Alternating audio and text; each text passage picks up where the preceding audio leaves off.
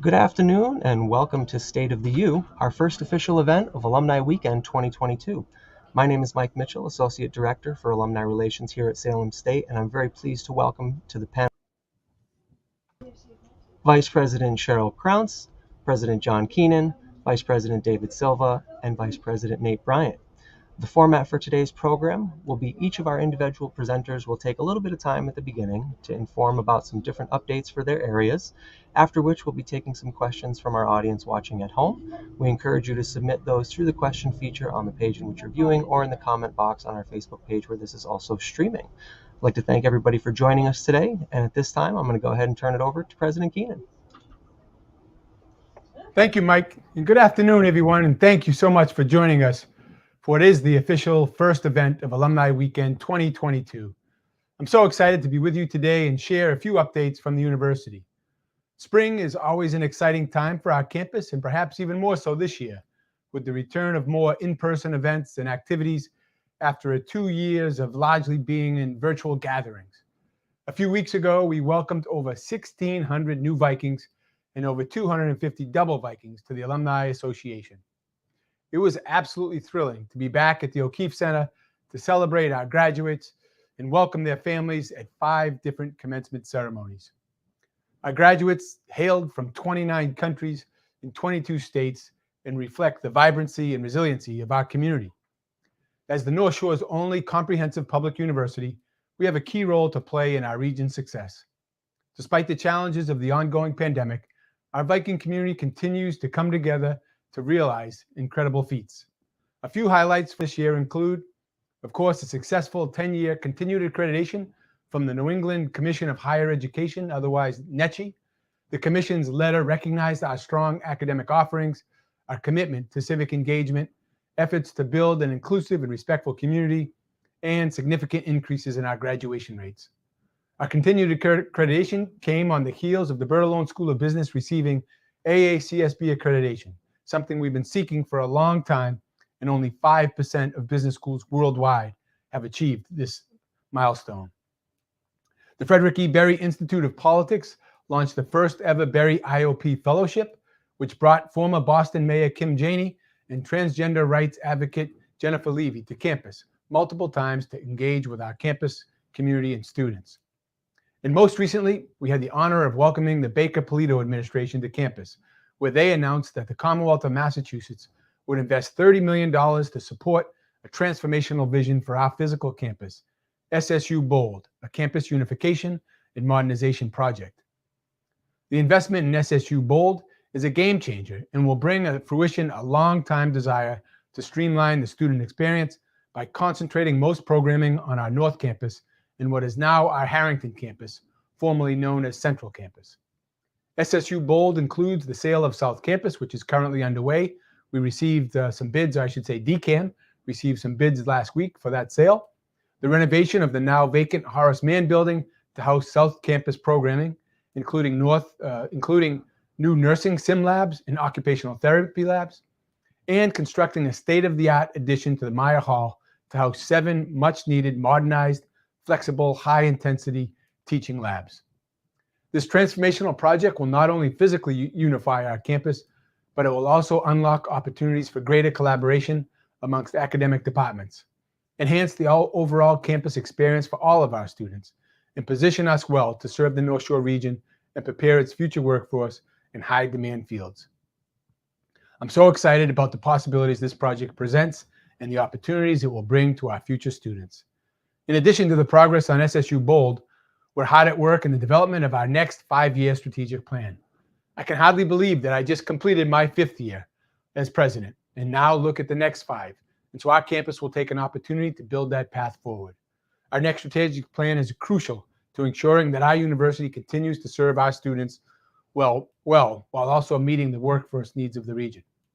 It will also provide an important roadmap for our institution to thrive in the face of the many challenges higher education is facing today. The Strategic Planning Committee has engaged our campus community throughout the spring semester and is currently reviewing information from a variety of sources, including that NECHI report that I mentioned earlier, the Commonwealth's Equity Agenda and the new Undergraduate Experience Report, and is actively gathering input from members of our community. In fact, You will see a link to a survey seeking your feedback this month from our advancement team. I encourage you to participate. Take a moment to take the survey. Your input and support is so important in the future piece of our planning. We will continue to provide updates as this work progresses, and we expect to have a final rough draft sometime next fall.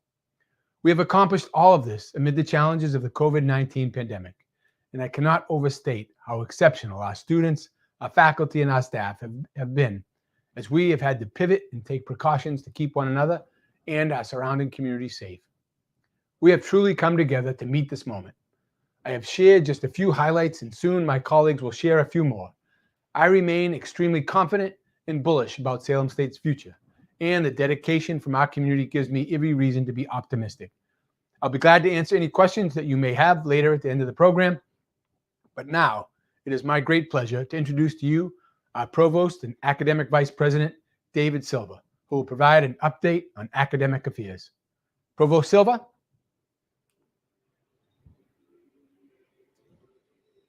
You. I'd just like to give you a few highlights of what has been the absolute strangest 2 years in all of higher education history.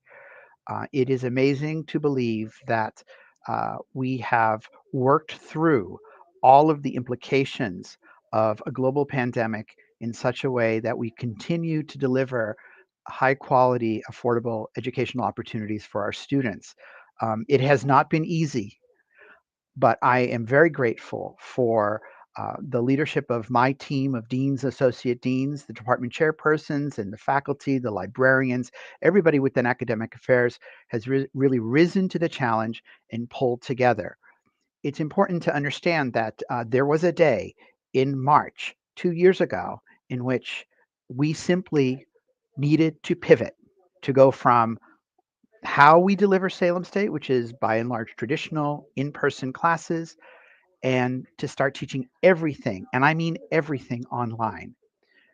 We had spring break to work with. The students took a second week of spring break, but that week the faculty were diligent, getting some training, working on how to rethink their courses in digital spaces and online spaces.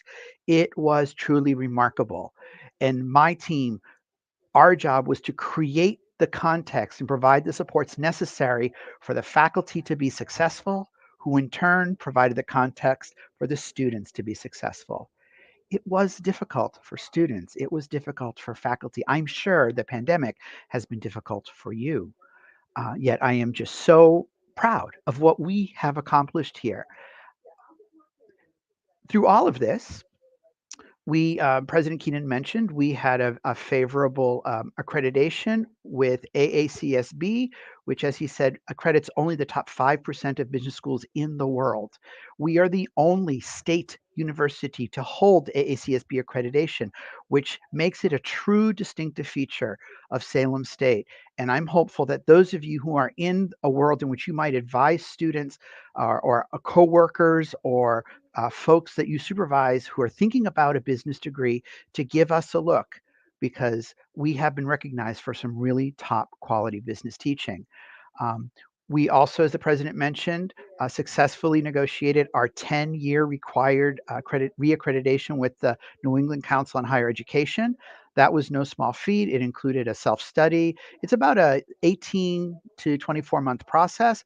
But again, it was a way for the campus to pull together, and we rallied through it, having our site visit completely online, which was new for everybody, including the accreditation team that was visiting us. We've been responsive to changes in the context in which we operate, and we've added a couple of new academic offerings. I'll tell you about a couple of them. One of them is a new Bachelor of Liberal Studies in Liberal Studies, and it's a bachelor's degree of liberal studies in a liberal studies discipline. This has been designed as a flexible degree option that will allow students who have eclectic interests to unify them together under a single theme or two. It also is an entrance for people who, for all sorts of reasons, have stopped out of their education, who started at Salem State and may not have finished. And we are reaching out to those individuals to say, we have a new option for you to consider. Much of the BLS is online, and we're increasingly putting more of it online. And so it is a way for us to bring folks back so they can earn the bachelor's credential that they so want, but life intervened. So we intervened. Another program I'm excited about is a new combined Bachelor of Science in Spanish and Healthcare. This came about by the most interesting of ways because the World Languages Department, the Spanish faculty, and the Healthcare Studies faculty noticed that they were talking to a lot of the same students. And they got together and they put together what is a combined BS. This is not a dual major because a dual major is far more complex and far more limiting. But this is an intentionally combined bachelor's degree that seeks to bring the linguistic and cultural attributes of earning a degree in Spanish in tandem with the degree in healthcare studies, which is our newest undergraduate department. And so we have just started to offer that. And we have another one in the offing, a combined BS in Spanish and criminal justice, which is going through the approval process right now. I also want to tell you about a special summer program that we started last year, and we're in the second year. It's a credit recovery program. And what we do with this is we reach out to all of the students who, in the fall semester or the spring semester, they earned a grade of D, F, or W. They withdrew from a course. And if we are offering that same course in which the student got the D, F, or W, if we're offering it in the summer, we are inviting them to take that course again at half price. I firmly believe that students who come back in the summer who take only that course at half price can really focus on it. When they pass that course, we've now opened up for them the rest of the curriculum that lies ahead. All too often, students will walk away because that one course eludes them. So again, we are intervening in ways to promote their success and to promote their continued engagement with Salem State. Um, it's an interesting time in higher ed because we are seeing diversity in the constituencies we serve, the expectations they bring. Not everybody wants to be online. Not everybody wants to be face to face. There's hybrid, and so the faculty and the academic leadership, we are working together to try to um, discern in each of our academic programs where the appropriate sweet spot is. I will tell you that some of you may have heard that we were in a position that we needed to vacate Meyer Hall, where I'm sitting right now, for the last 2.5 weeks of the semester.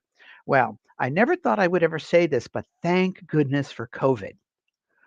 Because of COVID and what we learned and what we experienced as a community, all of those classes that had been taking place in Meyer Hall that needed to move online for the remainder of the semester did so with minimum disruption. We practice what we preach, lifelong learning, and we apply what we learn to new instances. So those are a few things I have to offer to you. You can always follow Academic Affairs on Twitter. It's SSU Provost, all one word. We also have a Facebook page, and we have a growing presence on Instagram. So look for us there. We try to post positive things about faculty successes, and there are many. And so I thank you for your kind attention, and I'm so happy to have you here.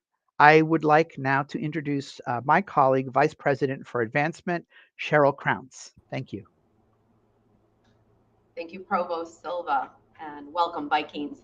I'm proud on behalf of the advancement team and our community to share some exciting news. We are nearly to the end of our fiscal year, but proud to say that we've raised over 7.6 million, I think the second largest in our history.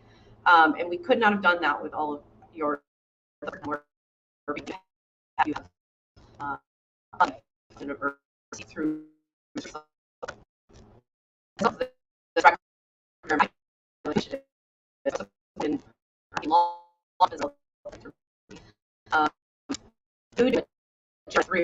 grant from the Andrew Mellon Foundation, we were able to establish a national university network for digital ethnic studies, ensuring that voices and stories of underrepresented populations are heard in an increasingly digital world. The Bertillon School of Business internship program was established by several generous donors to address barriers for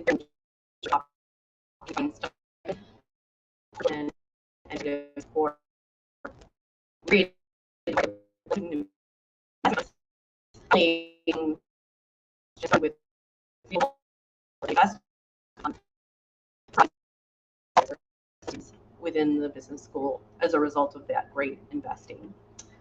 In addition to that, within our academic program, we were able to launch the collaborative online program, which learn with your online courses. A wonderful person the honor of one of our beloved alumni, Tom Feely, class of '68, and an unrestricted endowment of over $1 million was created, culminating in a fabulous celebration in March, honoring both Tom and his wife Joan.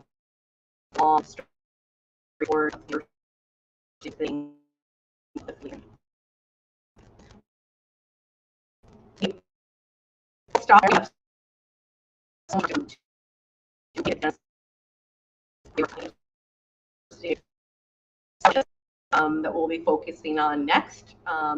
With that wonderful news from the Commonwealth that President Keenan shared, I'm excited to share with you, we're going to be launching a fundraising effort to support this key project to raise $10 million. We've already raised over $1 million for this project, and we're excited to have conversations with our community about this game-changing project for our campus and what it means for our students. I'm also happy to share with you today that the Commonwealth has issued a state endowment incentive program where Salem State has the ability to unlock $555,000 by securing donations from alumni and supporters. So for every $2 a donor contributes to an endowed fund, the state will match it. If you're interested in learning more, feel free to reach out to anyone on the advancement team, including myself. Also, in collaboration with our academic deans, we're building out fundraising plans to assist each of their unique visionary plans for advancing their schools and colleges. And we're excited to be sharing more of that with you in the coming year. With the COVID numbers settling down and people coming out to celebrate all sorts of wonderful events, we too joined in that. We had our first in-person event back this year with the naming of Central Campus in honor of President Emerita Nancy Harrington.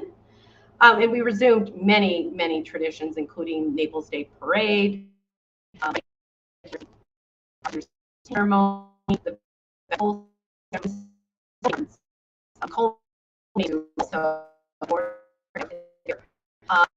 and we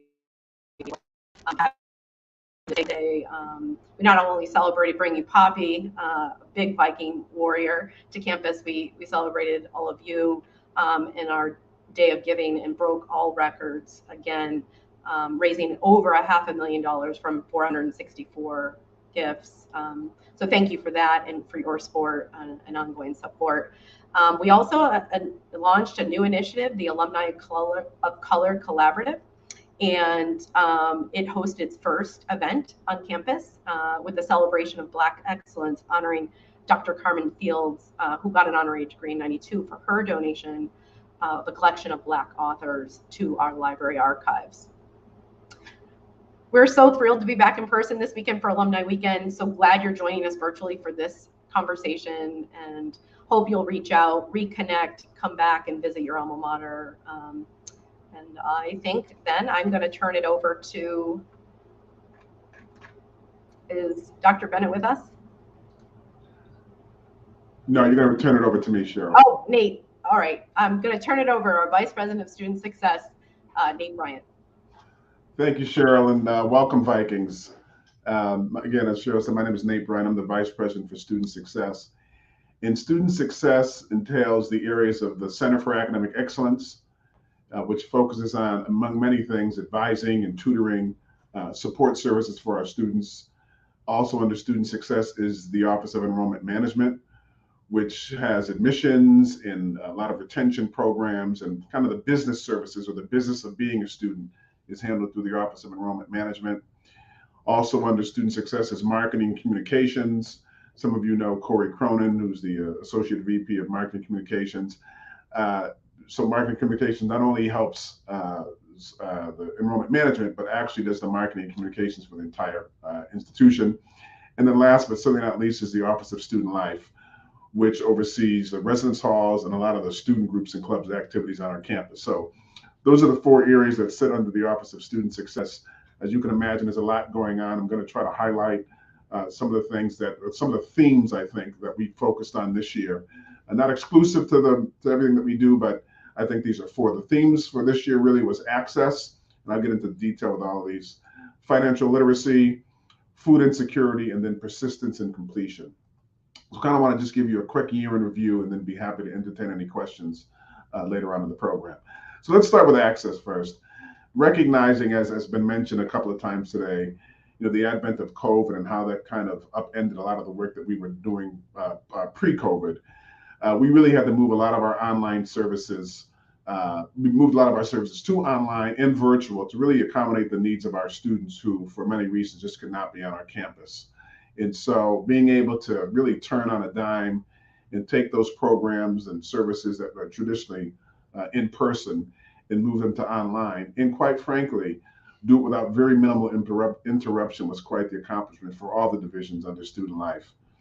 In addition to moving services online, we also recognizing that the demographics of our institution is changing, quite frankly. And so a number of our offices, including marketing and communications and enrollment management, have really updated our printed materials to be offered now in English, Spanish, and Portuguese, because English and Portuguese are emerging languages that are on our campus. Also recognizing the impact of COVID, trying to be flexible in the way we deliver our services, particularly with appointments.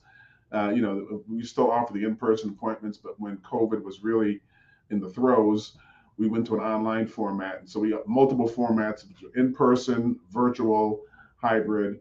And in addition to the one-on-one counseling, also did some group advising. And I'll talk a little bit about that because it was very successful. And then just making sure we stay with the technology that our students are using.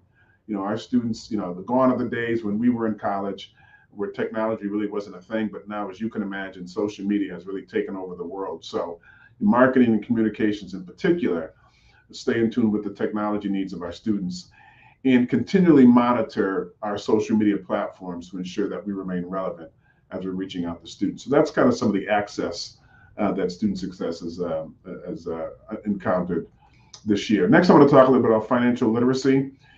One of the things that we are finding is that many of our students who are first-generation students just don't have the college knowledge, quite frankly. And so they are being besieged with financial aid forms and loans and grants. And so trying to educate our students and parents, particularly in the areas of loans, has been very beneficial. In fact, we have saved students and families well over $300,000 in loan amounts that they did not have to take. Oftentimes, loans will be available for a certain figure. In actuality, they don't need all of the loan. And so providing financial literacy counseling to let our students and parents or families know that this is what you really need has saved them considerable dollars in terms of not having to take out a loan that was more than what they needed. Also recognizing that the FAFSA, or the free application for federal student aid, which is the primary federal financial aid form, can be a bit cumbersome. Just making sure that we have multiple ways for students and parents to check in with us, and actually we reach out to them just to make sure that they are filling out the forms correctly. If they have any questions, we're there to answer them, because again, the whole financial aid process can be overwhelming, particularly for many of our first generation students who again are the first in their family to attend college. Then I want to move on to food insecurity. Believe it or not, this is a national phenomenon. There are many students, and the number is ever increasing, students accessing college who have food insecurity and housing insecurity issues, quite frankly. They just don't have the financial means to have 3 solid meals every day. And so recognizing that, it is our moral obligation to support the students who enter through our doors. And so we have really ramped up our efforts to provide food through our Salem State University pantry. And we've partnered with some private food service companies or food delivery companies to make sure that every student who arrives on our campus is eating. Because if you're not eating, or if you're hungry, it really impacts your academics. So we've really had to put out a full court press, go Celtics, to make sure that our students are getting the support services that they need, particularly making sure that they are able to eat, and so therefore they can focus on their academic studies. Because of the work that we've done around this area, I think the state has recognized it, and so the state has reached out to us and asked us to serve as a pilot for a housing program. And so through our Office of Residence Life and our Counseling and Health Services Office, we have co-led, they have co-led a BHE housing pilot where we have basically provided meals in housing for students. And then we're working with the Board of Higher Education to make sure that we are, we send them reports on how our students are doing. And because it's gone so well, I think the BHE, or the Board of Higher Education, has really looked at Salem State University as a leader in providing services, food and housing for those students who are insecure in those areas.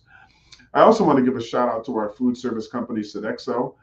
They have been a great partner in providing housing and meals for our students. Again, this number is ever increasing. It even surprised me, the number of students who have documented that they have food insecurity issues. There are many more students who, for many reasons, do not basically let us know, but we recognize that they have food security issues. And so we've really expanded our pantry and other opportunities for students to get food. And then last, I'll talk quickly about persistence and completion. That's why we're all here. One thing I want to talk about specifically is our Viking completion grants. Through a generous donor, we have been able to provide one-on-one coaching and support for seniors who are close to graduating, but not for $500 or $1,000. It's stopping their ability to graduate. And so thanks to a generous donor, we've been able to provide completion grants to these students. To date, over $220,000 has been awarded to 96 students. And because of that, we have a 95% success rate with these students in terms of getting these grants and then graduating. And the program has been so successful that it's been recognized by the state. And now the state has issued or created a statewide college completion grant program, which is basically modeled off of the work that we've been doing here at Salem State. And then I also want to talk about our Center for Academic Excellence. As I mentioned briefly, they work on advising and tutoring, but they've also worked on some kind of cohort programs and coaching programs. One of the things that we recognize, and it's the research shows that students who make a connection to someone or something persist at a much higher rate. And recognizing that research, our Center for Academic Excellence has expanded a number of their programs. One in particular is called the Emerging Scholars Program. And what the Emerging Scholars Program does, it focuses on those it's called the murky middle, those students who traditionally are in their sophomore year, and sometimes they get lost in the shuffle. They are not necessarily the greatest in terms of their academic, their GPA. They may not have the highest GPA, but they're also not at the very low. They're literally right in the middle, and sometimes they get a little lost. And so focusing on that cohort has been a boon for us in terms of retention and graduation. And so because the Emerging Scholars Program has been so successful, we actually are expanding it. We started with 50 in 2021 and added 100 to 150 for 2022. And we're going to continue to look to expand that program in the near future. One thing we've noticed about that program, or that cohort, is that they are persisting at 11% higher than our first students who come in through the traditional program, which basically says the program is working.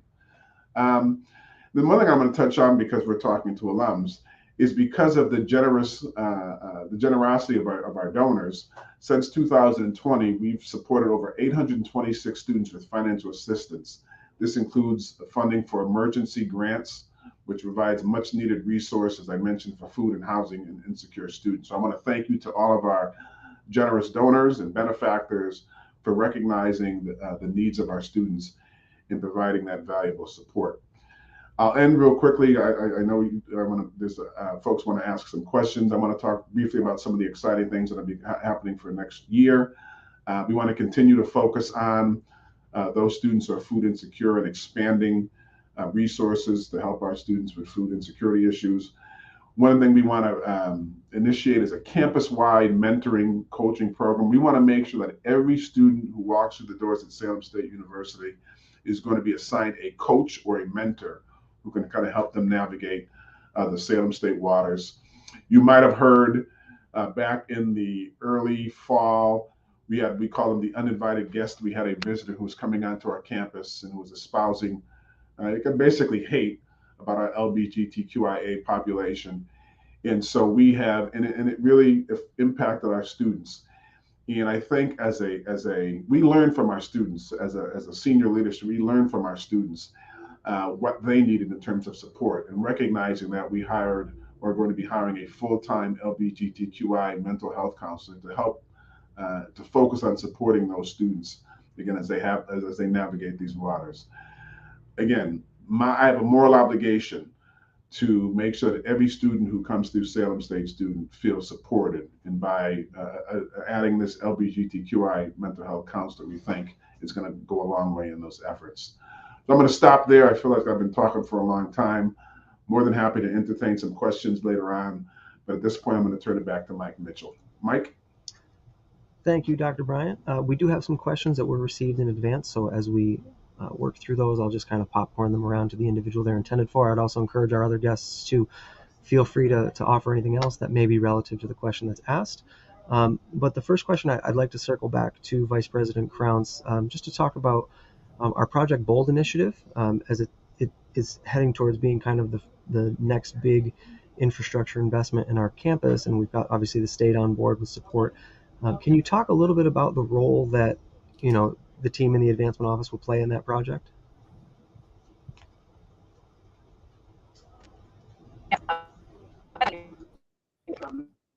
President Keenan shared earlier with a $30 million investment from the state is just a piece of the overall cost of the budget shared. And so I'm proud to say that the advancement team will be working on a $10 million goal to support the success of that project and funding that project. And we're already over $1 million raised toward the project, and going to be looking to connect with supporters in the community who are interested in making this project possible. This really is team and something that's really going to change the way the campus looks, the way our students interact with their faculty in class, and a much higher quality academic experience, especially as it relates to the sciences, because of the state-of-the-art facilities that are going to come as a result of this major project. I hope that helps answer that question. Yep. Yeah, and one of the, for the folks watching at home, we were hoping to have Vice President Sean Bennett with us as well. He is unfortunately experiencing some technical difficulties, so perhaps President Keenan, Provost Silva, Vice President Crounce, Vice President Bryant, specific to your areas and any other university initiatives that you would like to touch on, can we talk a little bit about the role that Vice President Bennett plays in inclusive excellence? If anybody wants to talk about some of the great work that department has done this year, and perhaps some of the objectives for next year, I think some folks would love to know a little more about that. So I can kick us off, and then folks can jump in. Will that work? Okay, perfect. Sure. Yep. So I mentioned maybe I did mention it, the Viking Success Collaborative. If I didn't mention, I apologize.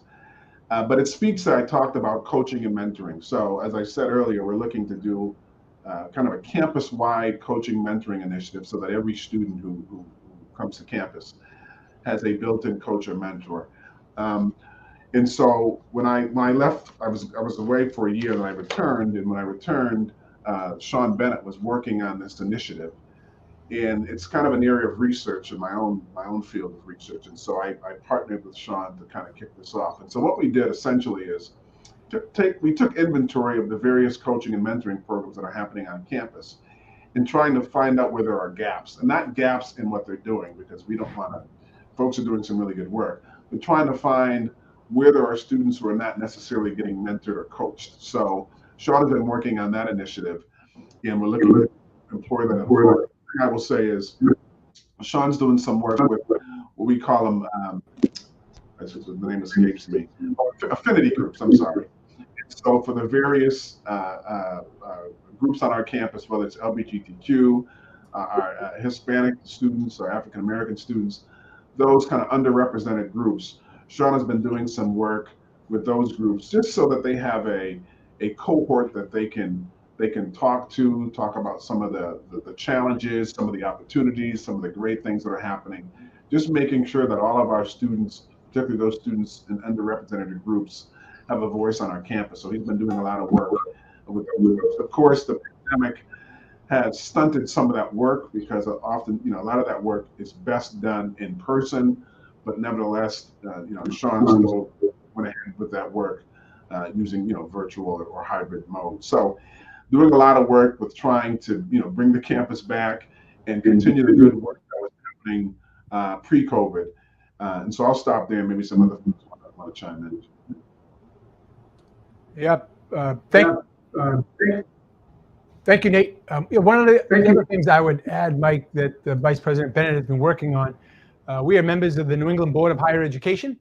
And one of the things that's been important to our students is not only the recruitment of faculty of color, but more importantly, the retention of those faculty. So very proud that working with Vice President Bennett, that we are actually founding members of this initiative called the North Star Initiative, which provides professional development support for faculty of color. And again, sort of an affinity group, as Nate was talking about, even with our students. It's absolutely essential that we find a way not only to recruit, and the provost is doing a great job on this, and he could talk to that, but more importantly, once they're here, making sure that they're able to stay here, be successful, thrive, and feel just as welcome as our students. So that would be another initiative that extremely proud that Dr. Bennett is working on this year.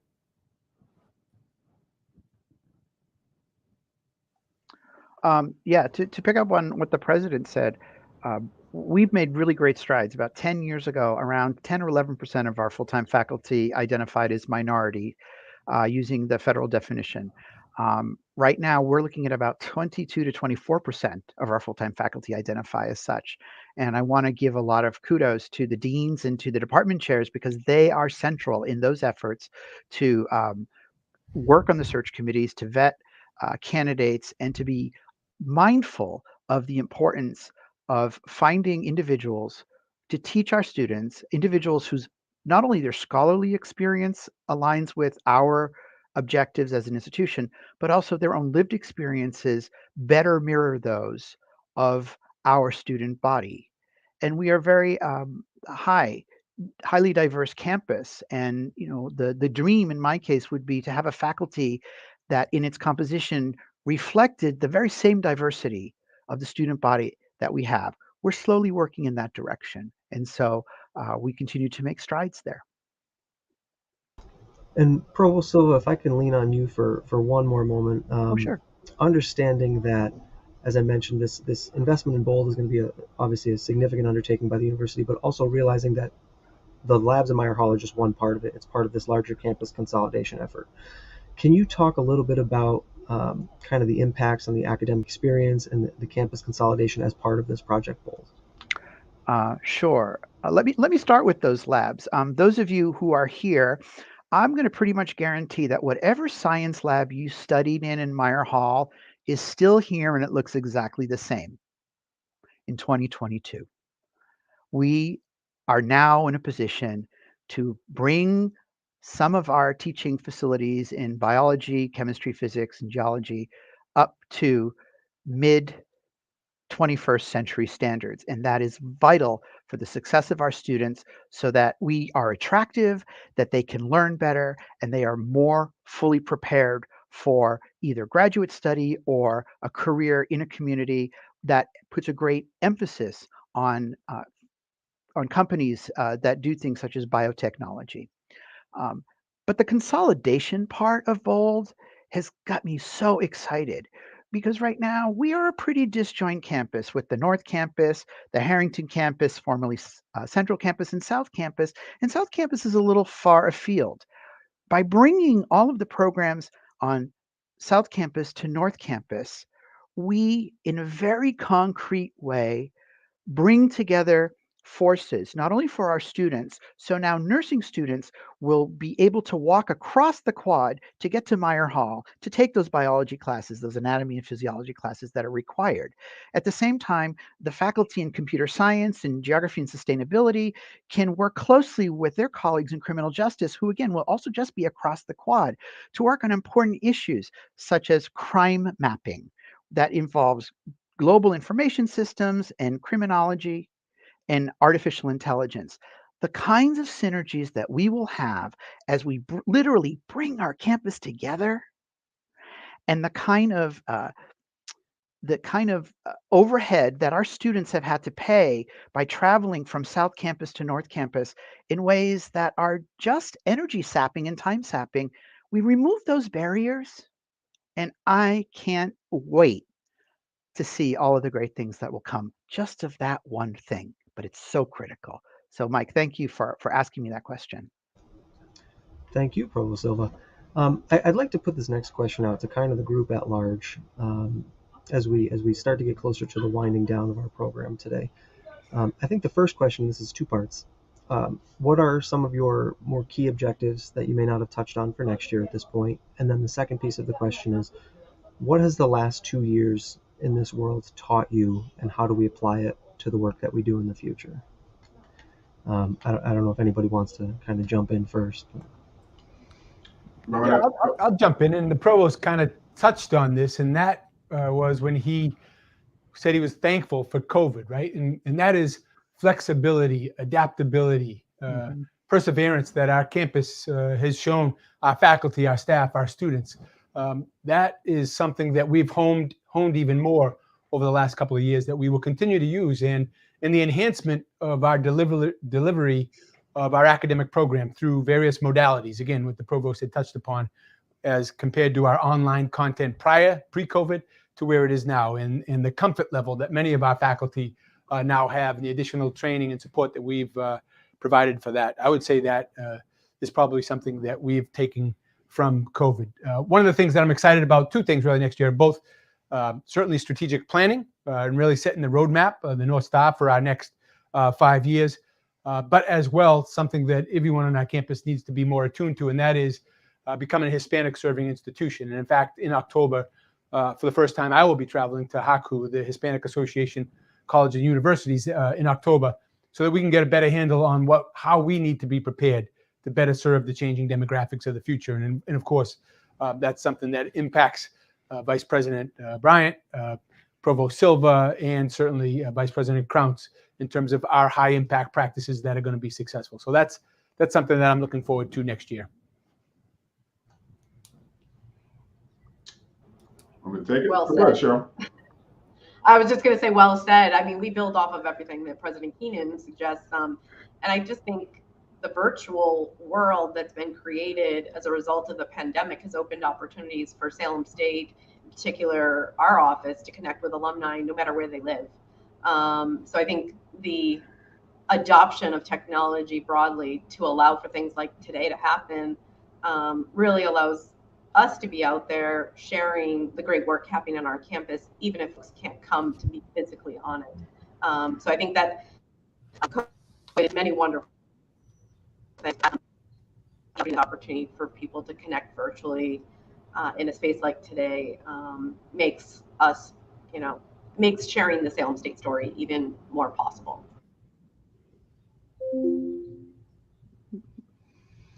So I think Cheryl stole some of my thunder, but that's okay. I was going to say, in terms of kind of lessons learned, if you will, there are true, and you touched on them, Cheryl, in a kind of a sick, twisted way. There were some, positives that came out of COVID. And one would be technology and how we were able to shift literally at a moment's notice and provide instruction and support services.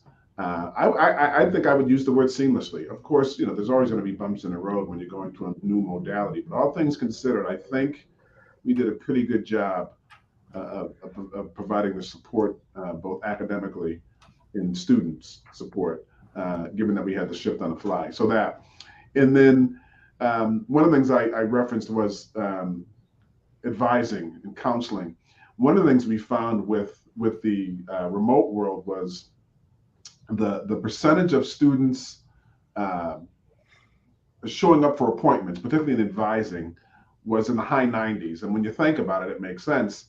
If you have an appointment with your advisor and you live in, I don't know, Haverhill, and you got to jump in your car and drive 45 minutes versus just, turning on Zoom and you can have the appointment in your pajamas, and you're not compromising productivity or student success using that modality. So that was a positive. The one thing I'll say, which and I'm kind of going to editorialize here, the only downside I noticed was The one thing we could not replicate, we provided all types of technology for our students, including laptops and computers and Wi-Fi, but replicating the in-class, providing a space that was quiet, that was conducive to learning, for many families was difficult. There were families who had young children, or they were caring for older adults, and so it could be somewhat disruptive sometimes, and they were trying to study in an environment which wasn't kind of like a classroom setting. So that was kind of the downside, I would say, for us as a university. In terms of key objectives, I'll give you two real quick. I touched on both of them. Just continue to increase our persistence. We want to make sure that when students come to our campus, again, we're providing that academic support and those student services that continue to make sure that they persist, so they eventually graduate and go on for good careers, be it in employment or if they want to go to go to graduate school. And then the last, I would say, or the second, there's many. The second is expansion of our paid internships. Our students, our employers tell us that they love our students because our students are hard workers. They have been balancing work life and family life and job obligations, and they still are, they're excelling. And so making sure that our students have an opportunity for a paid internship, because many of them work. And so having an internship that's not paid is, quite frankly, not an option. So I really want to make sure that we continue to expand with our paid internships. So I'll preface my comments with a paraphrase of something attributed to St. Augustine. And this is basically what he said, or was said to say. If you're standing at the corner and you see somebody across the street and you want to bring them to where you are, you have two choices. You can stand your ground and call at them, hoping that they'll hear you, that they'll understand you, and maybe, just maybe, they will cross the street to be with you. Alternatively, you, instead of standing your ground, can cross the street, meet them, take them by the hand, and lead them to where you are. And that is the theme for all of the comments I've heard in the past 5 minutes, is that we are meeting the students where they are. When you went to Salem State, you were in a certain place, culturally, socially, economically, technologically, and I hope that your Salem State experience was one in which the faculty here and the staff, they met you where you were. But I dare say, where you were back in whatever it was you were here is not the same place today's students are. We have to be a student-ready college.